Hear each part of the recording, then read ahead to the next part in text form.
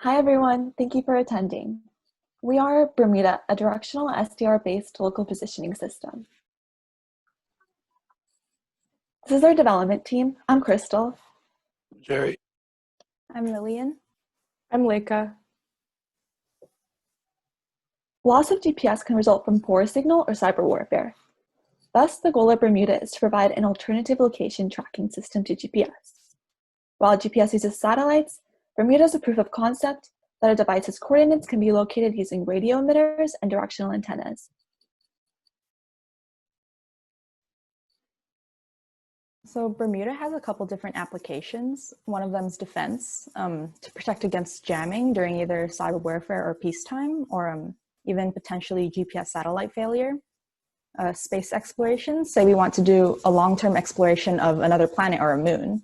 Scattering some radio emitters across the surface would be a lot cheaper than putting up satellites. And the Bermuda concept can be extended to vertical locating. This could allow for assisted control for activities that need 3D precision, including precision in landing, warehouse navigation, since there's no GPS indoors, and surgery with very small radio emitters and receivers. Our system architecture is comprised of the Kerberos SDR, the Raspberry Pi 3B Plus microcontroller, the WhipMotion IMU, and 3 Adafruit radio emitters. So here we have a diagram of the system architecture. We place 3 Adafruit radio emitters at pre-designated locations external to the system. Then we have the Kerberos SDR, which is a 4-channeled software-defined radio. It has 4 antennas connected to it in order to receive signals from the radio emitters. It interfaces with the Raspberry Pi 3B Plus via USB in order to send the degree-finding data to the microcontroller. The WhipMotion IMU is an inertial measurement unit, and it has a UART interface, so it uses an adapter to interface with the Raspberry Pi via USB and send it its bearing and acceleration/velocity data. The Raspberry Pi can then triangulate Bermuda's location with the data coming in from the Kerberos and the IMU. All 3 of these elements are connected to a power hub, and each of the 3 emitters has an individual battery pack. The Kerberos SDR is our main component. As Leica mentioned, it is a coherent RTL SDR with 4 channels. Once these 4 channels are synced, it can receive the direction of signals. The direction finding capabilities of the SDR are all open source code. The data acquisition firmware performs automatic gain, sample delay, amplitude, and phase calibration at every system startup. The gain tuning procedure finds the max gain values for each of the receiver channels to use the full dynamic range of the receiver and ensure maximum sensitivity. The Kerberos SDR's frequency range is quite large, so we decided to use live signal antennas, which are omnidirectional antennas that provide a frequency range from 700 MHz to 2700 MHz, giving us enough space to choose a desired frequency for our emitters to give off signal at. We had 2 options with how we arrange the antennas, a linear array or a circular array. Although a uniform linear array, a ULA, cannot tell if the signal is coming from in front or behind the antennas, a uniform circular array causes more multipath issues and less accuracy, so we decided to go with the ULA configuration. For the Kerberos SDR, to perform direction finding, we need to space the antennas a certain distance apart from one another, which is the interelement spacing number. So we ended up setting the antennas 0.1095 meters apart from one another, which is based on our center frequency emitter. The direction of arrival estimation is calculated by the Kerberos SDR performing a time difference of arrival, TDOA, to compute the incident angle that it is receiving a signal from. The way this works is based on a technique called beamforming, which shows how a group of low to no directivity antennas can behave like a highly directional antenna. First, we can assume that our transmitter is far enough away that we can ignore the curvature of the wave fronts as they arrive at the antennas. Now that the waves are arriving as plane waves to each antenna, we can see that the wave arrives at each antenna at different times, since the source is closer to one side of the array if it's arriving at an angle. With a sync clock and appropriate phase delays between each of the antennas, we can find the time difference of arrival of the transmitted signal to each of the antennas. From the beamforming network and the time difference of arrival, we are able to get the wavefront of the signal, and thus the direction that it came from. We chose the WhipMotion IMU for its accelerometer and orientation bearing readings for angular velocity and relative angle. These help us with our location method, which will be expanded upon later. In addition, the IMU has built-in Kalman filtering for its sampling. It also has a sampling rate of 10 Hz. We chose the Raspberry Pi 3B Plus microcontroller primarily because it's compatible with the open source code of the Kerberos SDR. It runs on Raspbian, which is an Ubuntu operating system. The Raspberry Pi interfaces with the Kerberos SDR via USB, and it interfaces with the IMU, which has a UART interface with a UART to USB adapter. As well as processing the signals from the Kerberos SDR, it computes the triangulation location and plots it on an in-house built graphical user interface. We chose to use the Adafruit Feather M0 packet radio, which has an RFM69 radio attached to it. It's powered by a micro USB, and the frequency, power, modulation, bandwidth, and data rate are all software programmable. We set up 3 emitters at differing frequencies centered around 912.5 megahertz, which is within one of the license-free ISM bands.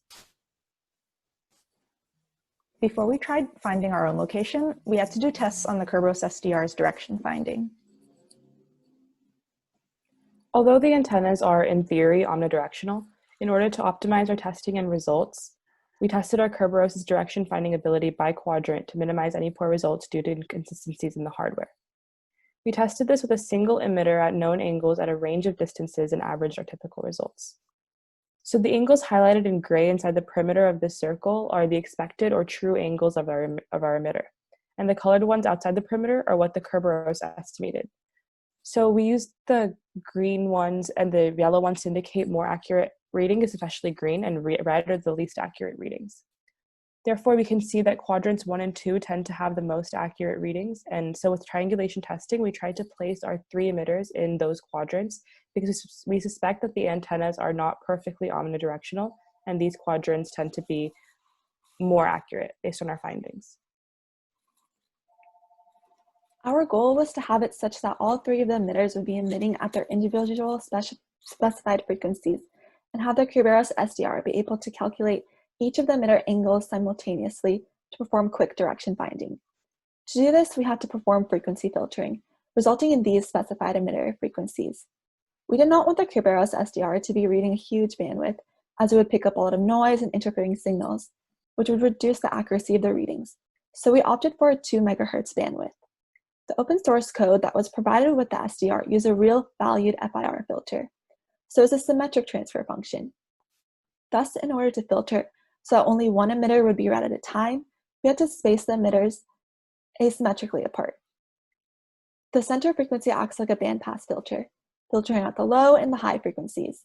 Meanwhile, the low and high frequencies use a band stop filter with different cutoff frequency points. In the graph shown, you can see 2 peaks in the low and high frequency filtering. This is due to the antennas picking up the other frequency signal. However, the peak with the arrows is about 10 disciples higher than the other peak. The difference allows the Kerberos SDR to pick up the higher peak and use that signal for direction finding. To simultaneously read all 3 of the emitter frequencies at once, we had to store the data that the Kerberos SDR was receiving before it runs the DOA algorithm. This way, the 3 filtering techniques would be placed on the same set of incoming data, so that the 3 DOA estimates would be from the data that comes from the same time. Additionally, to perform this filtering, we had to adjust the Kerberos SDR's FIR top size settings. The FIR top size sets how tight the filtering is, but this comes at the expense of higher CPU usage. To counteract this, we had to adjust the decimation, as increasing the decimation would reduce computation time, making the update rate faster. Overall, it takes about 600 milliseconds to calculate the angle of each emitter. We decided to read the angle from each emitter twice before running our triangulation program against it, in case there were differences in the angles. Thus, it takes roughly 2 seconds to be able to read and send the incident angles that the Kerberos SDR is storing to the triangulation program. Now onto how we use the data to calculate our location.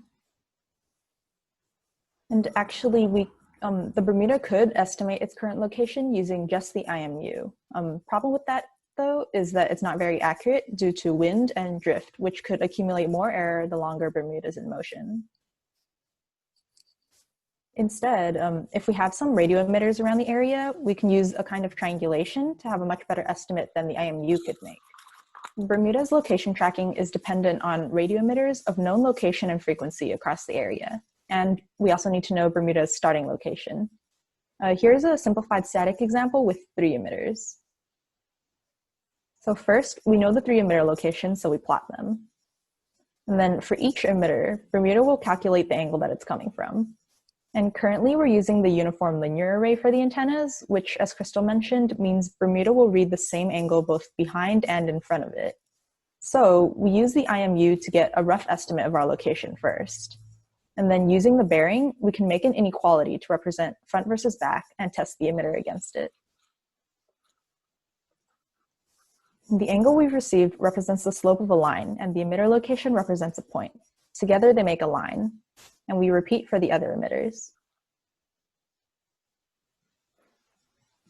And finally, the estimated location of Bermuda is the averaged intersection of the lines. The example we just went through had emitters at a distance of 25 feet, and we got an error of about 2 feet. This other example has the emitters much closer together. The error is a much greater 12 feet, though. So the accuracy of the estimate depends on a lot. Signal multipath and angle estimation, of course, but location error won't be directly proportional to the angle error. And the closer the emitters are, the more parallel the lines can get. So the further the intersection can get pushed. For example, if the DOA happened to make the lines perfectly parallel, then the error could get thrown to infinity. Even after we calculate a location, though, there's different filtering methods that we can use to improve the accuracy.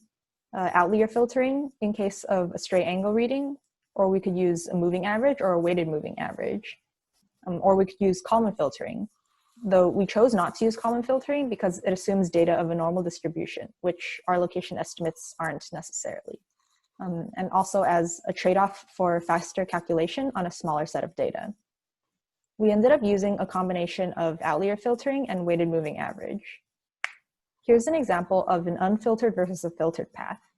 As you can see, the orange unfiltered path kind of flies off into space, and the green filtered path is more consistent. Now we will be showing our demo video. The video shows our local positioning system, Bermuda, moving in a predefined path so that we can see the accuracy of our calculated location by plotting this on our graphical user interface.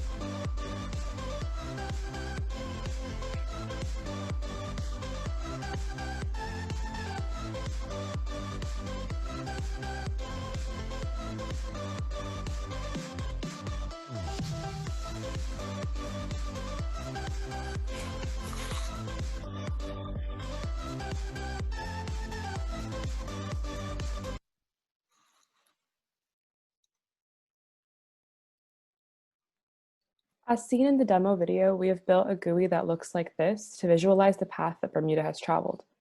Since it's currently proof of concept, we can see all the calculated estimations against the expected path in order to compare and gauge our accuracy. We can see the expected points and path in green and all of the calculated estimations by Bermuda as it travels in the blue triangles.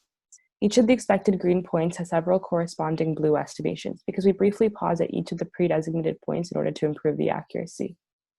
Among each set of estimated points, the increase in opacity represents recency. Along this particular 3-foot path that Bermuda takes, the error ranges from a couple inches to approximately half a foot, We expect this error to reduce with better hardware and generally better conditions. Lastly, we wanted to thank and give a big shout out to our sponsor and all of our mentors for their guidance and assistance throughout our project. Thank you for all of your attention. We will now be open to any questions. So I wanted to ask you, you said that the code for the Kerberos was open source. So did you have to make any significant changes to your code, to the code? Yeah, so it was open source, but most of the changes that we had to make for the Kerberos code dealt with the filtering. So we had to make sure that we were able to read all three of the emitters simultaneously, but we did not have to deal with adjusting the DOA algorithm part of the code. What's the maximum range of your guys' system?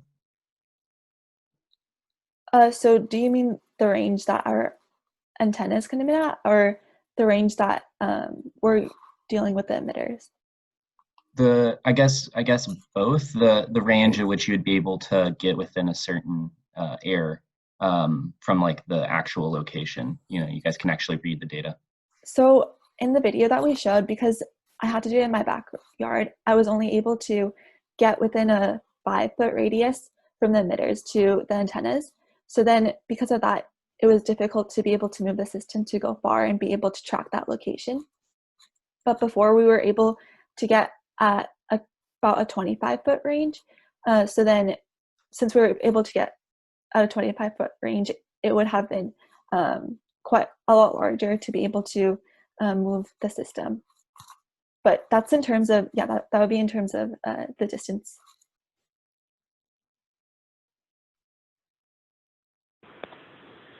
What would be the challenges with scaling it? Is it just a bigger transmitter antenna system, or what were your limitations on that size? Well, one of the limitations is that like each emitter that we use has its own like range depending on the power level that we use.